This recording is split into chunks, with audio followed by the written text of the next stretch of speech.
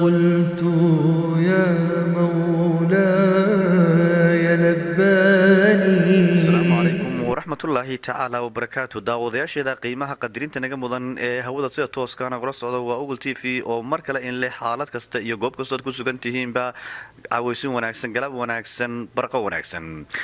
daawadayaal waxaa galabta aan u soo fadhiisanay studio-ga oo aan u nimid in aan ku qabanno barnaamij gaar ah oo ujeedadiisu ay ku qotonto baroordiiq, taasi oo aan ummadda Soomaaliyeed la wadaagayno mashaqadii ka dhacday maalintii shalay tola ahayd magaalada madaxda dalka Soomaaliya ee Muqdisho, gaar ahaan xaafadda kilometer 5 ama kilometer 5 oo ummad Soomaaliyeed oo fara badan oo goobtaasi ganacsi u imanaysay iyo hawlo kale oo dinahooda gaarkaaba ay ka fushanayeen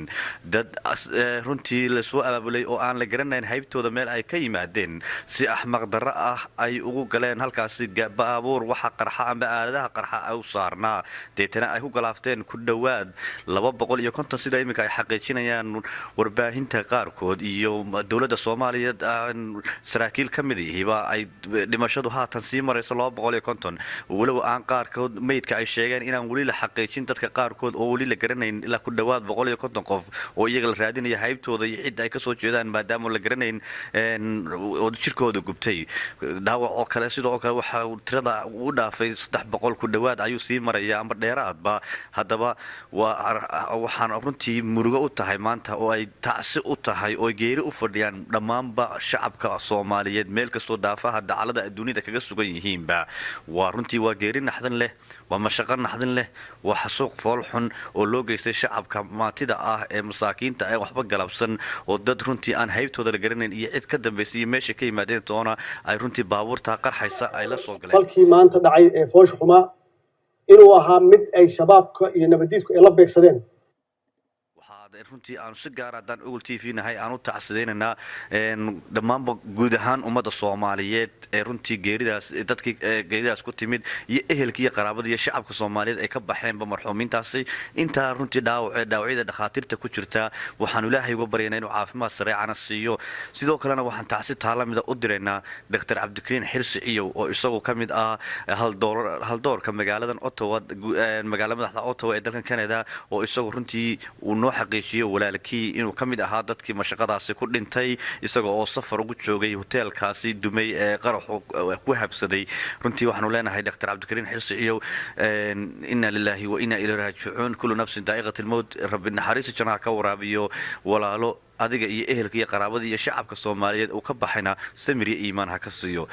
daawadayaal waa arin fool xun, waa arin runtii maanta ku habsatay ummadda Soomaaliyeed tahayna markii uu qaraxii ugu adka ama ugu foosho xumaa intaas qorax waa Muqdisho ama dalka guud ahaan dalka Soomaaliya soo maray, laakiin sida ay runtii aqoonyahanka ama dadka u dhuun doloola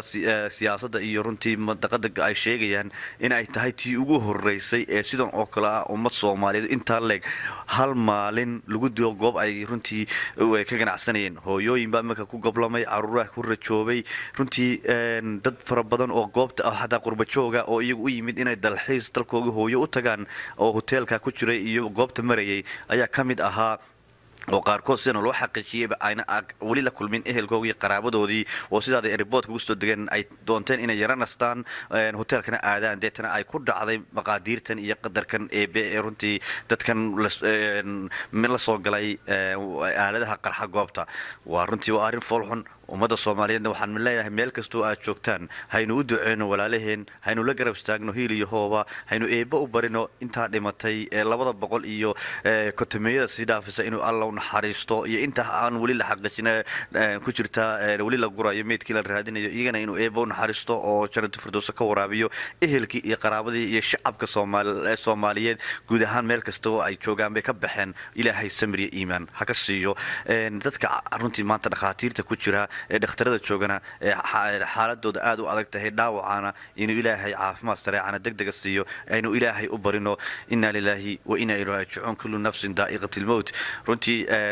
waxaan mar aanu la xiriirnay xildhibaan ka mid ah xildhibaanada Soomaaliya oo isagu maalintii shalay toolaha subaxii markii arintani dhacday barqadiiba isagu goobta tagay, gaar ahaan dhakhaatiirta Digfeer iyo ku jiraan dhaawacyada la keenay uu ka mid yahay Digfeer tagay waxa uu noo xaqiijiyey in runtii dhaawaca aan la tirin karin ay tira beeshay goobii la dhigayay dhaawacu oo runtii aan dadkii la kala garanayn qaarkood wejiyadooda gubteen goobtuna runtii ay dadku aad iyo aad u qeyraysnaayeen oo aad iyo aad runtii ay uga muuqatay tiiraanyo iyo murugo goobta marka gasho ooyin iyo xamaasad iyo qaylo ay iskugu darsantay oo aan dadka aanan eegi karin indhahaagaasi waxaa sidoo kale runtii aanu jecelnahay inaanu halkan uga mahad celino dhalinyarada soomaaliyeed ee ku sugan dalka soomaaliya gaar ahaan muqdisho iyagu dhiiriyey inay dhiigooga u shubaan dadkaasi runtii dhakhaatiirta iyo cisbitaalada yaalla ee dhaawacaasi ay ugu caawiyaan in runtii u fududeeyaan ilaahay inuu u sakhiro caafimaadkooda iyo runtii maanta ay dhiigooga majority u shubeen oo arkayseen sida warbaahinta ka daawateenba in leemanka iyo safafka loogu jiray si walaalahooga dhiiga ugu caawin lahaayeen daawadeyaasheeda qiimaha badan mar walba waxaanu runtii inagu soo celin oon leenahay caawa iyo shalay waxay u ahayd habeen murugo maalin murugo dalka Soomaaliya oo runtii maanta intaasoo ummad Soomaaliyeed oo meel kaliyaata iskoos 5 la yiraahdo lagu wada dilay oo si axmaq darro ah loo laayay oo aaladaha qarxa goobta lala soo galay oo hoteelka gabigiisa daawatayba uu ku soo dubay oo dadkii ku shuf beeleen in arin arxan darro ah tahay arin laga runtii laga hididiilayo laga qeyroodo oo runtii dadku ay maanta wada tiiraanaysan yihiin shacabka Soomaaliyeed meel kasta joogaan ay tahay haddaba haddaan ogol TV nahay gaar ahaan aniga oo Maxamed Axmed iyo saaxiibkay dhinaca farsamada Cawaale Xaaji Ismaaciil ba waxaan idin leenahay ilaahay samir iyo iimaan ha ka siiyo inta maanta inaga baxday Soomaaliyeed inta dhaawaca dhaqaatiirta ku jirtana ilaahay caafimaadkooda degdeg ah u soo celiyo oo ilaahay baan u baryaynaa guud ahaan shacabka Soomaaliyeed meel kasta joogaan ba sidaas aan u direena waxaan leenahay inna ilaahi wa inna ilayhi raaji'uun subhanahu wa ta'ala gacanka xaq daran baa dishay ummadaasi waxayna galabsan baa ku dhacay ilaahay runtii dambi dhaaf uga dhigo jannada firdawsna ka waraabiyo inta ku dhaawacteen ilaahay dambi dhaaf iyagana ha siiyo hana caafimaad degdegna ha siiyo waxaan naga codsanaynaa ummadda Soomaaliyeed meel kasta naga daawanaysaan guud ahaan caalamka shantiisa qaaradood inaad u ducaysaan ummadda Soomaaliyeed ee maanta runtii dhibaatada ku dhacday oo u tukataan oo ilaahay u baridaan inuu u naxariisto ehelkii qaraabada ka baxeen aad tacsiideysaan inta dhaqaatiir ku jirtaan aad caafimaad eeba u weydiisaan inuu caafimaad sareecna u siiyo wixii aad taakule aad ku tari kartaan adduunyo aakhiro waa wax ku wanaagsan aad inuu aad ka qayb qaadataan oo runtii aad ummadaasi u gargaartaan runtii waxaan idin leenahay mar kale inna lillahi wa inna ilayhi raaji'uun kullu nafsin daa'iqatul mawt waa barnaamijkeen gaarka aan ugu talagalnay baroordiiqda aan ula qaybsanno shacabkayga Soomaaliyeed iyo walaalahayga Soomaaliyeed ee maanta musiibadaasi ku habsatay gaar ahaan caasimadda dalka Soomaaliya ee Muqdisho iskoys 5 amba iskoyska shanaad oo runtii intaas oo qof maanta ay lagu xasuuqay amba aaladaha qarxa la soo galay goobta waxaan leenahay inna lillahi wa inna ilayhi runtii waxaan ku guda jirnaa baroordiiqdii aan la qaybsanay ummadda Soomaaliyeed amba shacabka Soomaaliyeed runtii xasuuqi bana ka dhacay dalka Soomaaliya iyo runtii ummadii sida foosh xun qarax loolal beegsaday waa saaxiibkay Cawaale Xaaji Ismaaciil oo isagu Google TV farsamada amba injineerkayga ah oo runtii isna qeyrada iyo tiiraanyada halkan la qaybsanaya shacabka Soomaaliyeed Cawaale ku soo dhaw السلام عليكم ورحمة الله وبركاته سلامني dadkana daawaraya iyo waxa weeye dadka reer Djibouti reer Soomaaliya waxaan leenahay insha Allah halka wax ka dhacay waxna falxun waxaan leenahay inna lillahi wa inna ilayhi raaji'uun kullu nafsin daa'iqatul mawt waxa weeye laakiin gacan xaq darra ayaa ku dhacday waxaan ilaahay uga baryaynaa in ilaahay mataqaanay dadkana xaqooga la mariyo wax laga qabto amisom baa joogta dawladda Soomaaliya joogta markaan waxa leenahay ilaahay ma taqaanay xaqa aad soo dilaaciyo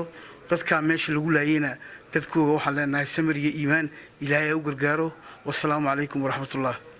وعليكم السلام ورحمة الله تعالى وبركاته آدي آدو محسية صاحبك عوالة حاج إسماعيل أنا قوس قرب تاغانو لبانتي بوحد ولانا إنا لله وإنا عوالة حاج إسماعيل يا محمد أحمد أويد الله السلام عليكم ورحمة الله تعالى وبركاته اسم الله أفنو قلت يا مولاي لباني يا واحدا في